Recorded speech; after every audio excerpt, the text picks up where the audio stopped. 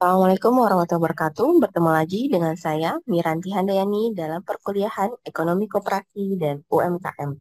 Pada pertemuan ke-13 ini, kita akan membahas mengenai kebijakan pemerintah dalam pengembangan koperasi dan UMKM. Jadi, koperasi dan UMKM itu adalah wadah di mana pemerintah dalam suatu tatanan negara membantu untuk mengembangkan atau membuat koperasi tersebut menjadi lebih baik. Nanti bagaimana eh, perkembangannya pun untuk eh, ekonomi masyarakat yang lebih baik. Di sini UMKM di pemerintah sudah mengatur dalam Undang-Undang Nomor 25 Tahun 1992 tentang perkoperasian menegaskan bahwa pemerintah bertugas menciptakan dan mengembangkan iklim dan kondisi yang mendorong pertumbuhan serta permasyarakatan koperasi. Kemudian yang kedua, tugasnya pemerintah adalah memberikan bimbingan dan kemudahan kepada koperasi. Dan yang ketiga, tugas pemerintah adalah memberikan perlindungan kepada koperasi. Pembinaan koperasi dilakukan dengan memperhatikan keadaan dan kepentingan ekonomi nasional, serta pemetaan kesempatan berusaha dan berkesempatan kerja. Dalam upaya menciptakan dan mengembangkan iklim dan kondisi yang mendorong pertumbuhan dan pemasyarakatan koperasi di seluruh Indonesia, pemerintah juga sudah membuat peraturan dalam Undang-Undang Pasal 61 Nomor 25 Tahun 1992 yang isinya adalah pemerintah memberikan kesempatan usaha seluas-luasnya kepada koperasi. Kemudian yang kedua, pemerintah meningkatkan dan memantapkan kemampuan koperasi agar menjadi koperasi yang berkualitas, tangguh, dan mandiri. Yang ketiga, pemerintah mengupayakan tata hubungan usaha yang saling menguntungkan antara koperasi dengan badan lainnya. Kemudian yang keempat, pemerintah berusaha untuk membudayakan koperasi dalam rangka pemberian bimbingan dan kemudahan kepada koperasi. Pemerintah melakukannya sesuai dengan Undang-Undang Pasal 62 yang isinya adalah membimbing usaha koperasi yang sesuai dengan kepentingan ekonomi anggotanya. Kedua, mendorong pengembangan dan membantu pelaksanaan pendidikan, pelatihan, dan penyuluhan serta penelitian perkoperasian. Ketiga, memberikan kemudahan untuk memperkokoh permodalan koperasi serta pengembangan lembaga keuangan koperasi. Keempat, membantu pengembangan jaringan usaha koperasi dan kerjasama yang saling menguntungkan antara koperasi. Kemudian yang kelima, memberikan bantuan konsultasi guna memecahkan permasalahan yang dihadapi oleh koperasi dengan tetap memperhatikan anggaran dasar dan prinsip koperasi. Kemudian dalam rangka pemberian perlindungan kepada koperasi, pemerintah juga mengaturnya dalam eh, Undang-Undang Pasal 63 tentang yang pertama, menetapkan bidang kegiatan ekonomi yang hanya boleh diusahakan oleh koperasi. Yang kedua, menetapkan di bidang kegiatan ekonomi di suatu wilayah yang telah berhasil diusahakan oleh koperasi untuk tidak diusahakan oleh badan dan usaha lainnya. Pembangunan koperasi dan UMKM dalam Undang-Undang Nomor 9 Tahun 95 tentang usaha kecil secara tegas menyatakan tujuan pemberdayaan usaha kecil adalah yang pertama, menumbuhkan dan meningkatkan kemampuan usaha kecil menjadi usaha yang tangguh dan mandiri serta dapat berkembang menjadi usaha yang menengah. Kemudian yang kedua itu tujuannya meningkatkan peranan usaha kecil dalam pembentukan produk nasional, perluasan kesempatan kerja dan berusaha meningkatkan ekspor serta meningkatkan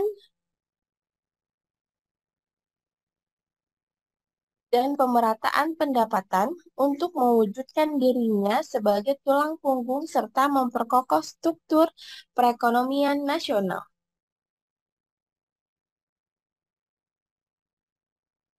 Sekarang masuk ke tantangan dalam pembangunan koperasi yang diuraikan dulu ya. Sebagai wadah kegiatan usaha, berusaha bersama bagi produsen maupun konsumen, koperasi diharapkan berperan dalam meningkatkan posisi tawar dan efisiensi ekonomi rakyat, sekaligus turut memperbaiki kondisi persaingan usaha di pasar melalui dampak eksternalitas politis positif yang ditimbulkannya. Selain itu, UMKM berperan dalam memperluas penyediaan lapangan kerja, memberikan kontribusi yang signifikan terhadap pertumbuhan ekonomi dengan memeratakan peningkatan. Bersama dengan itu adalah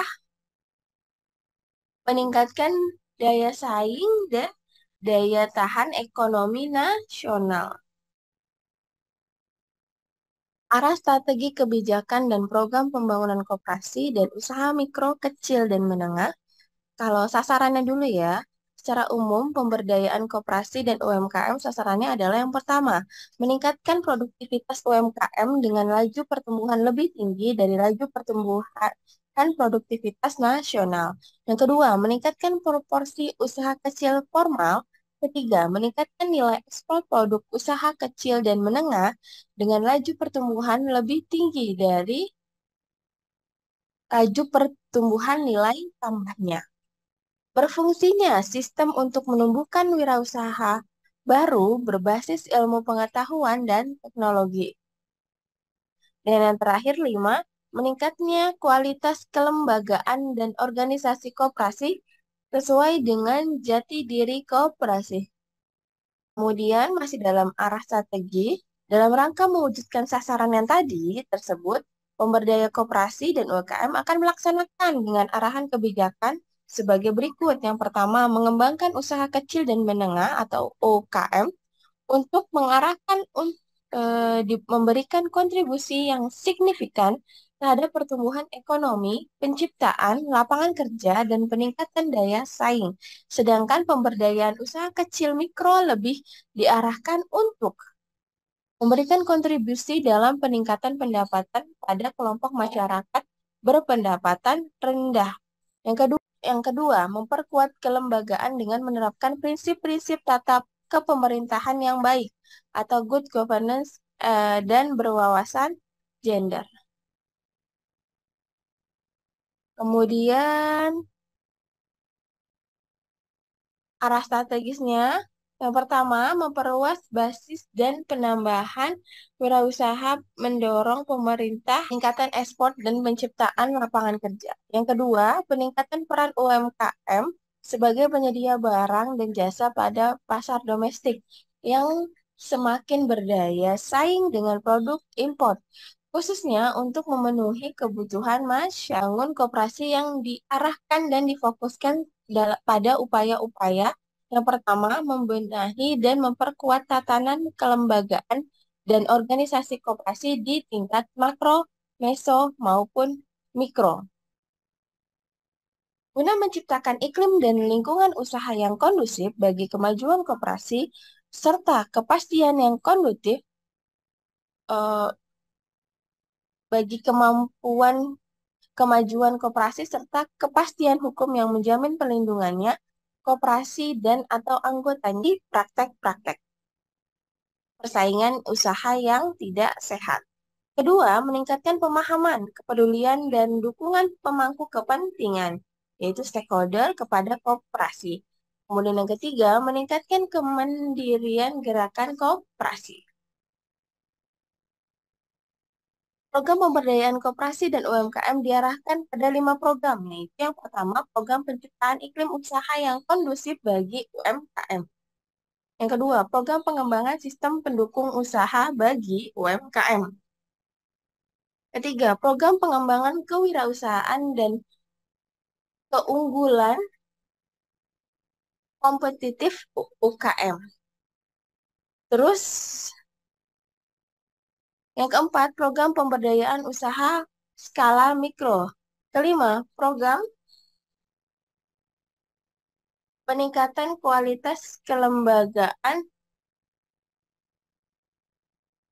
koperasi. Ini ada soal dulu ya, kita bahas sama-sama ya. Merupakan sasaran umum pemberdayaan koperasi dan UMKM adalah basis dan dua, memperluas basis dan kesempatan berusaha serta menumbuhkan wirausaha baru berkeunggulan serta mendorong pertumbuhan, peningkatan ekspor dan menciptakan lapangan kerja adalah arah kebijakan koperasi. Kemudian, peningkatan produktivitas UMKM dengan laju pertumbuhan yang tinggi dari Badan Pertumbuhan Produktivitas Nasional adalah merupakan salah satu bentuk dari sasaran umum pemberdayaan koperasi dan UMKM. Berikut yang bukan termasuk 5 program pokok usaha kebijakan koperasi adalah yang A. Program menciptakan iklim usaha yang kondusif bagi UMKM. Undang-undang yang mengatur tentang Undang-Undang Nomor 25 Tahun 1992. Terima kasih untuk waktunya. Semoga semua paham. Kurang darinya saya mohon maaf. Jangan lupa di-subscribe, like, dan komen ya YouTube saya. Terima kasih. Wassalamualaikum warahmatullahi wabarakatuh.